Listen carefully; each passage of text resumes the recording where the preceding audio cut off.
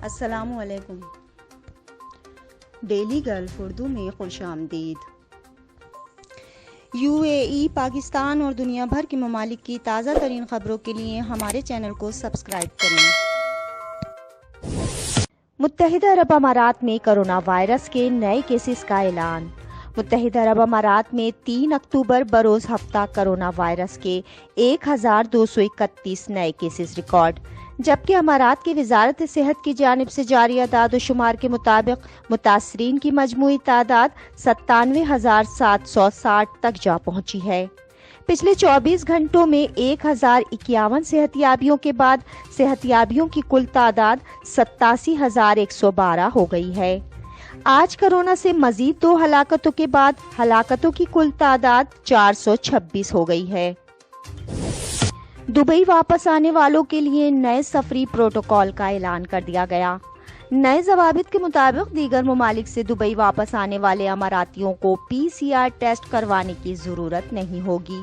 ساتھ ہی انہیں دبئی روانگی سے قبل PCR ٹیسٹ کروانے کی شرط سے بھی مستثنا قرار دے دیا گیا ہے، جبکہ دبئی کے ویزا ہولڈرز اور سیاحوں کو دبئی آنے سے قبل PCR ٹیسٹ کروانا ہوگا۔ اسی طرح ٹرانزٹ مسافروں کو دبئی آنے سے پہلے PCR ٹیسٹ کروانا ہوگا، تاہم اگر انہوں نے دبئی سے گزر کر کسی اور ملک میں جانا ہے اور وہاں کی حکومت نے PCR ٹیسٹ کی شرط عائد کر رکھی ہے تو ایسی صورت میں ٹیسٹ کروا کر نیگیٹو رپورٹ حاصل کرنا لازمی ہوگی۔ اتحاد ایئر کا پاکستانی شہروں کے لیے پروازوں کا نیا شیڈول جاری۔ پروازوں میں اضافہ کر دیا گیا۔ اتحاد ایئر نے ابوظہبی سے پاکستان کے 3 شہروں کے لیے پروازوں کا شیڈول جاری کر دیا ہے۔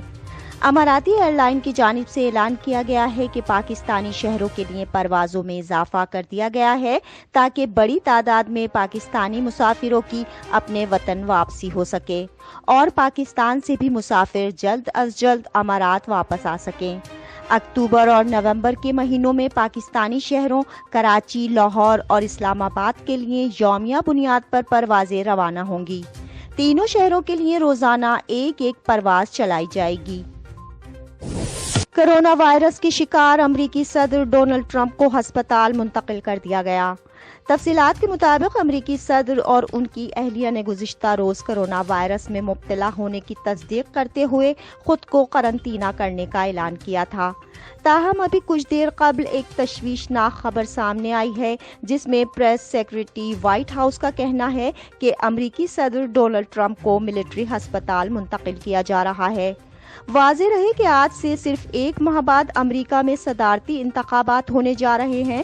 صدر ٹرمپ کے کورونا میں مبتلا ہونے کے بعد سوشل میڈیا پر انتخابات کے حوالے سے قیاس آرائیاں جاری ہیں۔